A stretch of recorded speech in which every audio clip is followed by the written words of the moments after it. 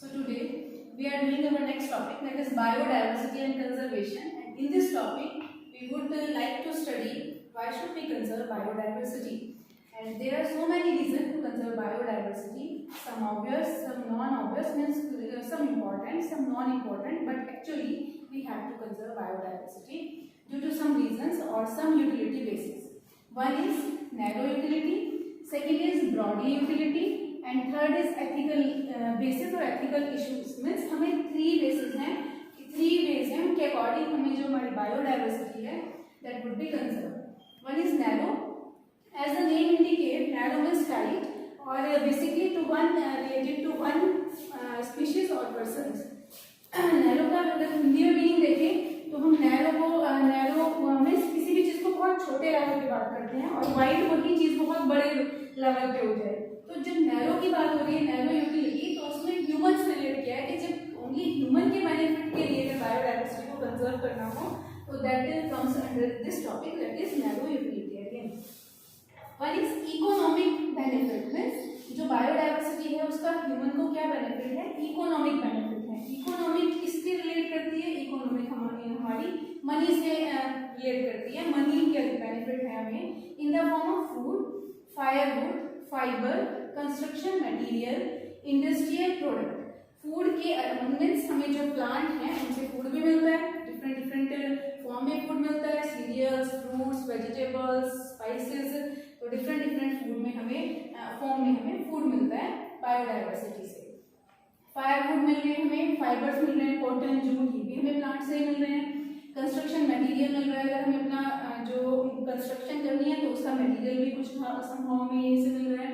Some industrial product also take from biodiversity in the form of tannin, lubricant, dyes, resin, perfume. Means अलग अलग form में जो भी product हमें मिल रहे हैं और ह्यूमन उसको कंज्यूम कर रहा है तो वो सब किसमें आएंगे, नैरो यूटिलिटी में. और उनका सिर्फ ह्यूमन को ही बेनिफिट है और किसी स्पीशीज को एज इट इज बेनिफिट नहीं है. जैसे ह्यूमन प्लांट से फूड भी ले रहा है और फूड फ्रूट की फॉर्म में, स्पाइसेस इन सब की फॉर्म में, फायरवुड, फाइबर, ये सब अभी कंस्ट्रक्शन मटेरियल, इंडस्ट्रियल प्रोडक्ट मिल रहे हैं, टैनिन, लुब्रिकेंट, डाइज, रेजिन्स मिल रहे हैं, अलग अलग परफ्यूम्स. परफ्यूम कौन होंगे, जहाँ भी स्मेल होगी जिस भी चीज में तो उसको वो परफ्यूम की तरह भी हम यूज कर रहे हैं. मेडिसिनल वैल्यूज के लिए भी बहुत सारे मेडिसिनल प्लांट हैं जो बेसिकली ह्यूमन के बेनिफिट के लिए हैं.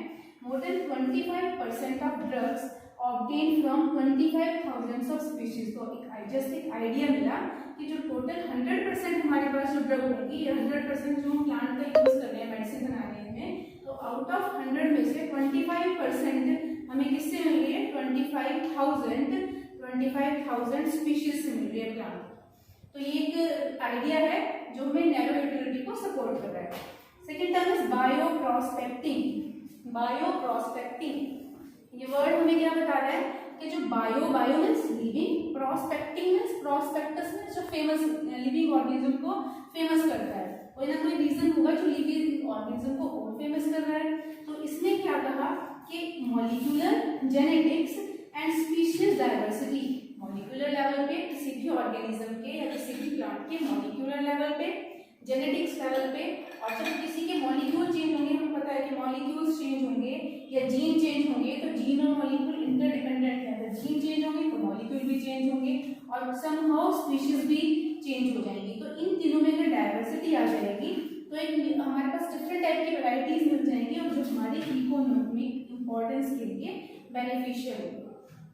वर्ड ये जो टर्म है बायो प्रोस्पेक्टिंग, ये बेसिकली किससे रिलेट कर रही है, diversity in molecular level, genetic level and species level for the helpful to make some species for economic importance. Next is broadly utilitarian. broadly का मतलब क्या हुआ, broadly मतलब बहुत broad area है. यहाँ हमने तो बहुत छोटे लेवल पे बात की कि ह्यूमन के लिए क्या क्या बेनिफिट है. इसमें हम बात कर रहे हैं पूरे इकोसिस्टम की कि क्या क्या बेनिफिट है. तो उन्होंने कहा फर्स्ट पॉइंट आया जैसे यहाँ पर इकोनॉमिक बेनिफिट थे, तो यहाँ नेचुरल इफेक्ट है, नेचर को डायरेक्टली बेनिफिट मिल रहा है इससे. इकोसिस्टम सर्विसेज मिल रही है. इकोसिस्टम सर्विसेज हमें पता है कि जो भी हमें इकोसिस्टम से या हम कहें कि नेचर से मिल रहा है तो वो इकोसिस्टम सर्विसेज के अंडर आती है, जो हमने लास्ट चैप्टर में पढ़ा था. Next is Amazon forest. जो अमेज़न फॉरेस्ट को हम क्या बोलते हैं, लंग्स ऑफ द प्लेनेट और लंग्स ऑफ द अर्थ.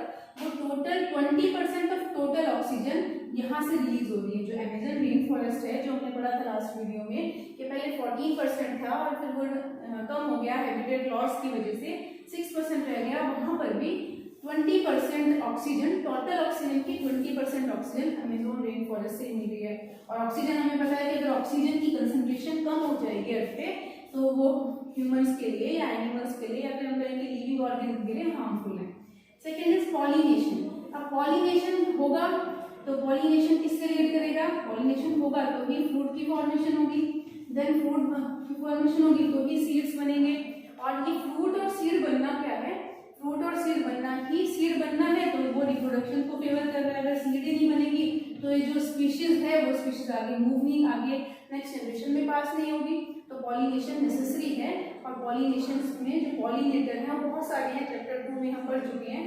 बीज, बम्बल बीज, बर्ड्स, बैट्स, ये पॉलिनेटर्स हैं जो ब्रॉडली हमारे लिए बेनिफिट हैं। वो एक स्पीशीज को पॉलिनेट करते हैं, दो एक स्पीशीज बेसिकली उनका वर्क होता है एक स्पीशीज को, पर बहुत सारी स्पीशीज को पॉलिनेट कर देते हैं। और हम कह सकते हैं कि वो अपने बेनिफिट के लिए जाते हैं लेकिन वो हमारा बेनिफिट भी कर देते हैं, हमारा पॉलिनेशन।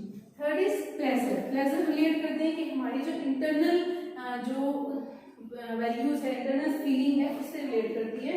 और प्लेजर में हमने क्या कहा? प्लेजर किसी भी पर्सन की इंटरनली रिलेट कर रही है। जैसे हम कहीं घूमने जा रहे हैं, कहीं भी नेचर के आसपास हिल स्टेशन पे जा रहे हैं तो एक अलग ही फीलिंग हमें आती है, तो वो प्लेजर से रिलेट करती है। तो ये किसमें गया? ब्रॉडली यूटिलिटी में। Third and last point is ethical issues या we can say only ethical. Ethical basically relate to moral benefit. ये किससे रिलेट करता है? मोरल बेनिफिट से, जो हमारी मोरल्स रिलेट करते हैं। इसमें कहा इसके अकॉर्डिंग जो मिलियंस ऑफ प्लांट्स हैं, मिलियंस ऑफ प्लांट या फिर एनिमल्स, कोई भी या फिर लिविंग ऑर्गेनिज्म, हम दोनों के लिए एक ही वर्ड करते हैं, मिलियंस ऑफ लिविंग ऑर्गेनिज्म है इस प्लेनेट पे, हमें उन सबको ही कंजर्व करना चाहिए। हमें बेनिफिट का नहीं देखना चाहिए कि हमें इससे बेनिफिट मिल रहा है कि नहीं मिल रहा, बट हमें उनको कंजर्व करना चाहिए। यहाँ पर भी हम बेनिफिट देख रहे हैं, जिनसे हमें फूड मिलेगा उनको ज़्यादा होता ही है कि वीट ज़्यादा ग्रो होती है, किसी जिनसे हमें जो भी कोई चीज़ मिल रही है उनको ज़्यादा ग्रो कर रहे हैं। यहाँ पर भी रिलेट है कि ब्रॉडली में आ रहे हैं। और एथिकल के अकॉर्डिंग हमें किसी भी चीज़ में हमें हर चीज़ को बिना किसी बेनिफिट को कंसीडर किए हुए प्रोटेक्ट करना चाहिए, कंजर्व करना चाहिए। Every species have intrinsic value. उनके अकॉर्डिंग हर एक स्पीशीज की अपनी वैल्यू है, तो उसमें कोई भी हम ये ना करें कि इससे हमें कोई बेनिफिट नहीं मिल रहा। अगर बेनिफिट नहीं भी मिल रहा, एट ए टाइम हमें बेनिफिट दिखाई नहीं दे रहा टॉपिकल लेवल के अकॉर्डिंग, कि हमें ऐसा लग रहा है कि इसका कोई बेनिफिट नहीं, but it may be possible कि some organism depend on this species for food. कुछ ऑर्गेनिज्म इसके ऊपर डिपेंड होंगे फूड के लिए, और ये जो ऑर्गेनिज्म है ये हमारे लिए यूजफुल है, या फिर हमारे लिए ये भी यूजफुल नहीं, ये यूजफुल है। ये दोनों बिल्कुल भी कोई भी यूज इनका नहीं दिख रहा, लेकिन ये इसके ऊपर डिपेंड है, ये इसके ऊपर डिपेंड है, इसलिए दोनों हमारे लिए यूजफुल हो जाते हैं। Then our moral duty to care, हमें इसके अकॉर्डिंग हमारी मोरल ड्यूटी बनती है कि हम हर एक स्पीशीज का, एवरी स्पीशीज का, जो भी डाइवर्सिफिकेशन के थ्रू बनी या जो एज अ टीज चल रही है, हम स्पीशीज का केयर करें और उनको नेक्स्ट जनरेशन में पास करें। तो यहाँ पर हमने क्या पढ़ा कि 3 वेज हैं। 3 वेज में वन इज ब्रॉडली यूटिलिटी के बेस पे, नैरो यूटिलिटी के बेस पे, ब्रॉडली यूटिलिटी और एथिकल इश्यूज के बेस पे हमें हमारी बायोडाइवर्सिटी को कंजर्व करना चाहिए। और ये बायोडाइवर्सिटी हमारे लिए एसेंशियल है, हमें इसको प्रोटेक्ट एंड कंजर्व करना चाहिए।